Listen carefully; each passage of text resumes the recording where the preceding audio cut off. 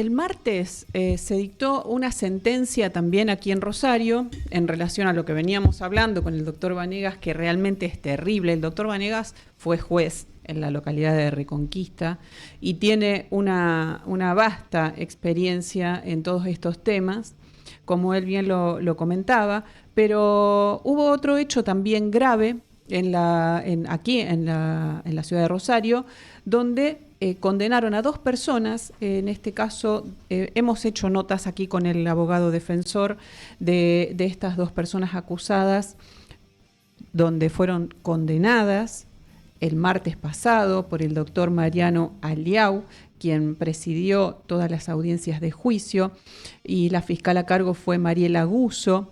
Estoy hablando del caso de los policías de Roldán, Lautaro Álvarez y Ezequiel Puntano, que fueron condenados a penas altísimas, que ya se los voy a comentar, porque sin ninguna prueba científica que acredite los hechos que se les atribuyeron a estos 2 policías. Por un lado, Lautaro Álvarez fue condenado a 12 años de prisión e inhabilitación especial perpetua por el delito de abuso sexual con acceso carnal agravado por ser cometido por 2 o más personas y por haber sido cometido por personal perteneciente a las fuerzas policiales en ocasión de sus funciones, él en calidad de autor, y Ezequiel Puntano, condenado a 8 años de prisión por el mismo delito, inhabilitación también especial perpetua y en calidad de partícipe primario. Bueno, y esto también tiene otro punto en el veredicto, que una vez que quede firme esta sentencia, la identificación genética de los condenados debe inscribirse en el Registro Nacional de Datos Genéticos vinculados a delitos contra la integridad sexual. Esto realmente, para una persona inocente y donde existen todas las pruebas que demuestran su inocencia, es gravísimo. Por eso no podemos hablar solamente de expedientes, de jueces, fiscales, abogados. Este tema es mucho más profundo. Es hablar de la confianza que una sociedad deposita en el sistema de justicia. Es esa confianza que cuesta décadas construir y que apenas unos pocos fallos injustos destruyen. Es realmente terrible que ocurran estas cosas. Y es acá donde aparecen determinados interrogantes, porque bueno, durante estos últimos años, particularmente en causas vinculadas con delitos contra la integridad sexual, se ha instalado la preocupación creciente entre numerosos juristas, académicos, defensores y ciudadanos, la sensación de que en algunos casos la búsqueda de condena ha desplazado la búsqueda de la verdad. Y esto es gravísimo. Hay algo que hay que aclarar desde un comienzo, y que es que los delitos sexuales existen, como bien lo decía el doctor Vanegas. Las víctimas merecen ser escuchadas y siempre lo sostenemos acá. Deben ser escuchadas, deben ser protegidas, deben ser respetadas. Pero durante mucho tiempo muchas personas no encontraron respuesta en el Estado, y eso también fue una enorme injusticia. Para reconocer esa realidad no podemos llevar esto al extremo opuesto, porque el Estado de Derecho no funciona sobre emociones, funciona sobre pruebas. Esto que habitualmente se comenta, es decir, solo interesa el relato de la víctima, y no, ese relato tiene que estar también sostenido con pruebas objetivas, con pruebas reales, con cosas que se puedan verificar. Y cuando la prueba concreta deja de ser el centro del proceso judicial, estamos en riesgo. Estamos seriamente en riesgo, porque la justicia no puede decidir quién dice la verdad en función del clima social, de la presión mediática o de la sensibilidad del momento. Tiene que decidir sobre la evidencia, sobre la prueba objetiva, sobre las pruebas científicas, sobre aquello que se puede verificar no sobre la emoción. Ese es el principio básico del debido proceso. Sin embargo, cada vez son más las voces que denuncian que en determinadas investigaciones, especialmente en delitos sexuales, la valoración de la prueba científica termina ocupando un lugar secundario frente a construcciones acusatorias sostenidas principalmente en interpretaciones subjetivas. Esto de elijo creer o solo le creo a la víctima o a la presunta víctima es realmente muy grave. Y allí aparece una pregunta.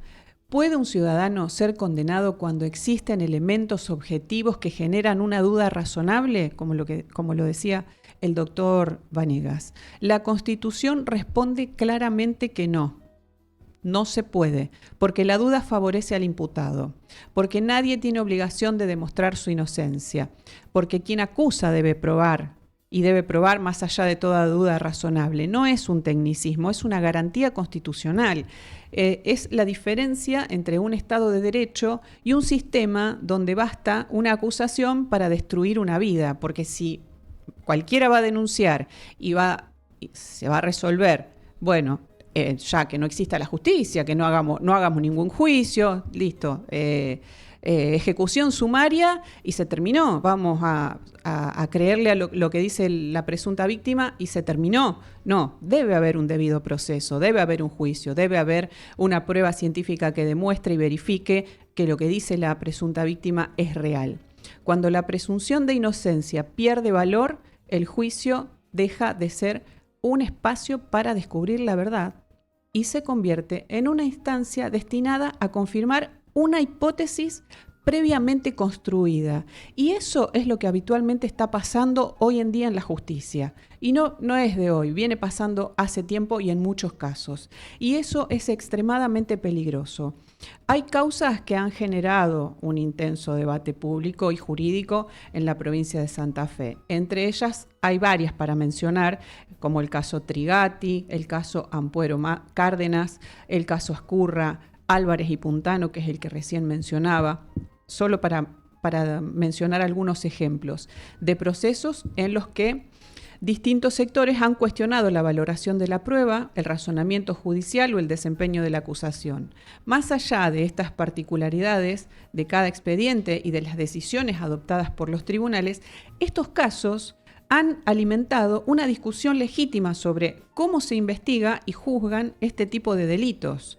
Porque el problema ya no parece limitarse a un expediente, el problema es sistémico. El Ministerio Público de la Acusación cumple una función indispensable. Debe investigar, debe perseguir el delito, debe representar el interés público, pero también tiene una obligación igual o más que importante: buscar la verdad, no buscar condenas. Un fiscal no gana cuando obtiene una condena. Gana cuando descubre la verdad, aunque esa verdad implique archivar una causa, aunque esa verdad implique pedir una absolución, aunque esa verdad implique, demuestre que la hipótesis inicial estaba equivocada. Eso debería ser el verdadero éxito institucional. Sin embargo, muchas veces pareciera instalarse una lógica distinta, una lógica de resultado, de las estadísticas, de mostrar eficacia, y cuando esa lógica se impone, aparece el enorme riesgo, el riesgo del sesgo de confirmación. Una vez construida una hipótesis acusatoria, toda la investigación comienza a orientarse a confirmarla y no a buscar la verdad. La prueba que coincide con esa hipótesis se destaca, la que la contradice pierde relevancia, la ciencia pasa a ocupar un lugar incómodo y entonces ocurre algo gravísimo. Y no se investiga, ya no se investiga para saber qué pasó, se investiga para demostrar lo que previamente se decidió creer. Y eso es gravísimo, eso no es investigar, es muy grave, eso es confirmar prejuicios. La prueba científica tiene precisamente la función contraria: corrige errores, destruir hipótesis equivocadas, mostrar aquello que las percepciones no alcanzan a ver, porque la ciencia no tiene emociones, no tiene simpatías, no tiene intereses, simplemente mide, compara, analiza y ofrece conclusiones verificables. Cuando esa evidencia es desplazada sin una fundamentación sólida, la confianza pública en el sistema inevitablemente se resiente. Ningún juez debería sentirse incómodo porque una prueba científica contradiga una hipótesis. Al contrario, debería agradecerla, porque el peor error judicial no es absolver a un culpable. El peor error judicial es condenar a un inocente. Un culpable eventualmente puede ser juzgado nuevamente si aparecen nuevas pruebas dentro de los límites que establece la ley. Pero una condena injusta destruye familias, destruye carreras, destruye reputaciones, destruye hijos, destruye padres, destruye vidas enteras. Y muchas veces ese daño jamás puede repararse. La absolución mediática nunca llega. La reparación social tampoco, esa es la que menos llega. Quien fue acusado carga con esa mochila para siempre, aunque años después se demuestre que las cosas no ocurrieron como se sostuvo inicialmente. Por eso, la presunción de inocencia no es un privilegio, es una protección para todos, para usted que me está escuchando, para mí, para cualquiera que mañana pueda verse envuelto en una acusación. Imaginen por un momento que cualquiera de nosotros pudiera perder la libertad solamente porque alguien lo acusa, sin pruebas suficientes, sin evidencia objetiva, sin corroborar. ¿Aceptaríamos vivir en un país así? Seguramente no. Entonces, tampoco deberíamos aceptarlo cuando el acusado es otra persona. La justicia no puede funcionar según la identidad del imputado, ni según el tipo de delito. Las garantías constitucionales existen precisamente para los casos más difíciles, porque respetarlas cuando todos simpatizan con el acusado es sencillo. Bueno, pero ahí está la cuestión. Lo verdaderamente importante es respetarlas cuando resulta incómodo. Allí se mide la fortaleza institucional. Allí se mide la fortaleza institucional, no cuando es fácil, no cuando cuesta, sino cuando cuesta. La independencia judicial también exige valentía. Valentía para absolver cuando la prueba no alcanza. Valentía para decir no sabemos. Valentía para reconocer que no todo puede probarse. Porque una absolución no significa que el hecho nunca existió. Significa que el Estado no logró demostrarlo con el nivel de certeza que exige la Constitución. Y eso hace toda la diferencia. No podemos reemplazar la certeza por la convicción, ni la convicción por la intuición, ni la intuición por la presión social. La justicia necesita menos consignas y más evidencia, más ciencia, más objetividad, más controles, más transparencia y también más autocrítica. Toda institución madura revisando sus errores. Los hospitales revisan errores médicos, los pilotos investigan accidentes, los ingenieros analizan fallas estructurales. ¿Por qué la justicia habría de ser diferente? ¿Por qué la justicia no admite su error judicial? Parecería un acto de debilidad cuando en realidad constituye una demostración de fortaleza institucional. No existe sistema perfecto, pero sí existen sistemas capaces de aprender. Y para aprender primero, hay que reconocer que el error existe. Si determinados procesos generan cuestionamientos reiterados acerca de la valoración de las pruebas, corresponde analizarlos con seriedad, revisar las prácticas y preguntarse si los mecanismos actuales ofrecen suficientes garantías para todas las partes. No se trata de proteger delincuentes, se trata de proteger el Estado de Derecho, porque cuando el derecho de defensa se debilita para algunos, termina debilitándose para todos. Cuando la presunción de inocencia deja de ser una garantía efectiva, todos perdemos una parte de libertad. Y cuando la prueba científica deja de ocupar el lugar que le corresponde, el proceso corre el riesgo de alejarse de un objetivo esencial, que es descubrir la verdad.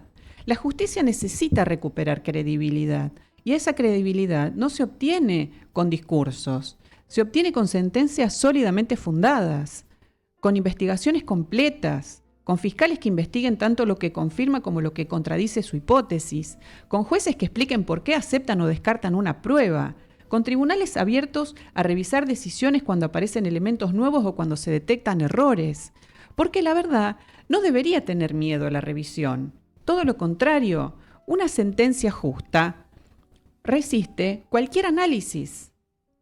La sentencia injusta teme cada nueva prueba. La ciudadanía no necesita fiscales más duros ni jueces más severos.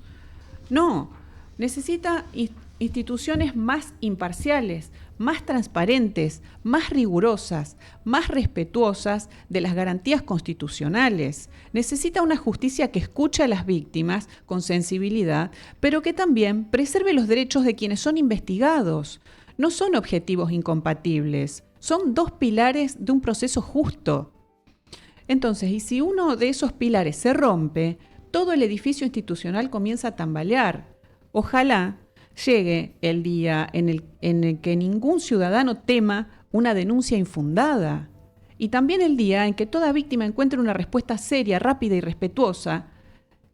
Esos dos objetivos no se excluyen, se necesitan mutuamente, porque la verdadera justicia no consiste en condenar, consiste en acertar. Y cuando el sistema deja de preguntarse si está acertando, comienza el camino hacia la arbitrariedad, que nunca dejaremos de exigir, una justicia mejor, más humana, más científica, más prudente, más transparente y sobre todo una justicia que recuerde todos los días que la libertad de un inocente vale demasiado como para ser sacrificada en nombre de cualquier otra finalidad. Porque sin presunción de inocencia no hay Estado de Derecho y sin Estado de Derecho ya no hay justicia. Por lo tanto, es importante que se reviertan estos casos y que se busque la verdad y no solamente condenar. Hasta aquí hemos llegado con Se presume culpable del día de hoy. Estos temas son muy controvertidos, son muy sensibles porque apuntan a un sector de la sociedad que realmente pueden ser víctimas de uno de estos delitos. Pero también hay que tener en cuenta lo que decíamos, el Estado de Derecho y la presunción de inocencia fundamental ante cualquier caso de cualquier tipo de delito. Así que es para reflexionar y para hacer un llamado a quienes deciden sobre la vida y la libertad de todos los ciudadanos en la provincia de Santa Fe.